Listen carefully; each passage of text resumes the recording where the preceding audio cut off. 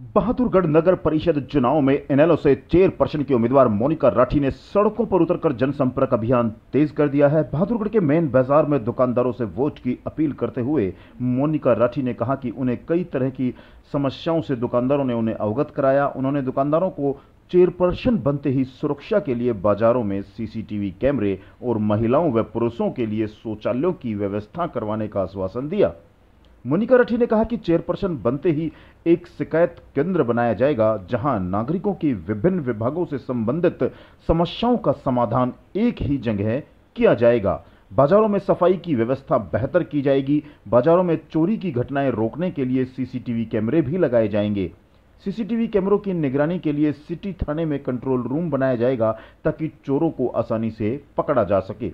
उन्होंने कहा कि बहादुरगढ़ में सर्दी के मौसम में लगने वाली तिब्बती मार्केट पर प्रतिबंध लगाया जाएगा, ताकि यहां के स्थानीय दुकानदारों को रोजी रोटी का खतरा ना पड़े। इनेलो के प्रदेश अध्यक्ष नफेस सिंह राठी ने भी भाजपा व कांग्रेस पर बहादुरगढ़ नगर परिषद में मिलकर घोटाले करने का आरोप लगाया और कहा कि मोनिका राठी के चेयरपर्सन बनने के बाद भ्रष्टाचारियों से नगर परिषद का पीछा छुड़ाया जाएगा।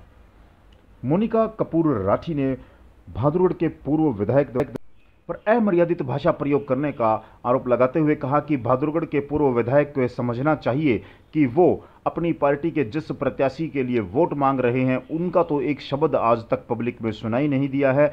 पूर्व विधायक को आज सारी चीज़ें याद आ रही हैं, जबकि पिछले 8 साल से भाजपा का शासन है। बाजार में वो एक टॉयलेट तक नहीं बनवा पाए। वो किस अधिकारों से इस तरह की बातें करते हैं? पूर्व विधायक द्वारा महिलाओं का अपमान किया गया है, उनको सार्वजनिक रूप से माफ़ी मांगनी चाहिए। आइए सुनवाते हैं क्या कहा मोनिका कपूर राठी ने। देखिए, काफ़ी अभद्र भाषा है, मैंने भी सुना है।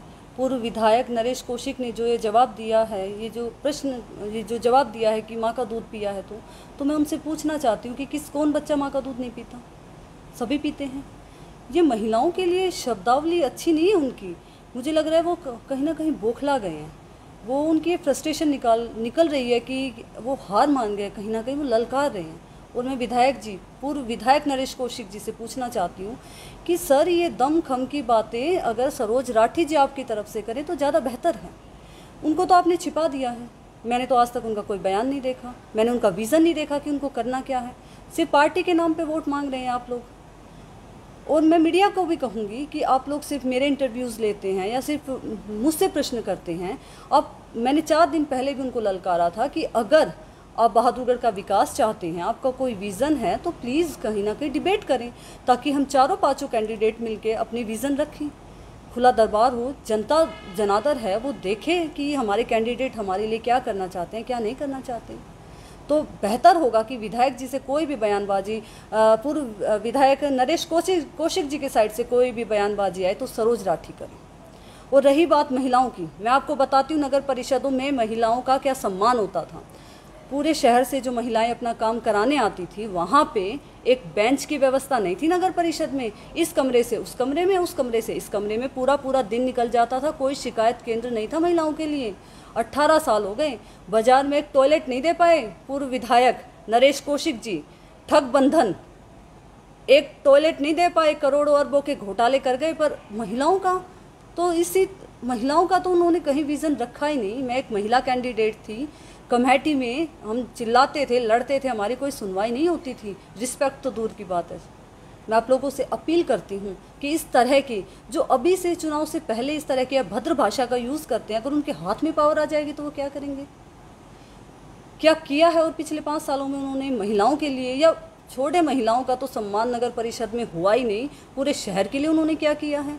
और मैं अपील करती हूँ बहादुरगढ़ की जनता से कि जो नेता इलेक्शन से पहले इस तरह की भाषा का प्रयोग करते हैं, वो आफ्टर इलेक्शन या पावर आने के बाद क्या करेंगे? ये आपके हाथ में है। बहादुरगढ़ के सम्मान को बचाना है, बहादुरगढ़ के पैसे को बचाना है, या इन भ्रष्टाचारियों के हाथ में दोबारा से सत्ता सौंप के बहादुरगढ़ को कई साल पीछे ले जाना है। बहादुरगढ़ के लोगों से मेरी गुजारिश है कि 19 तारीख का दिन है इन लोगों को सबक सिखाने का। 19 तारीख को आप एक वोट चश्मे के सामने वाला बटन दबा के दीजिए, और मैं वादा करती हूँ आपसे।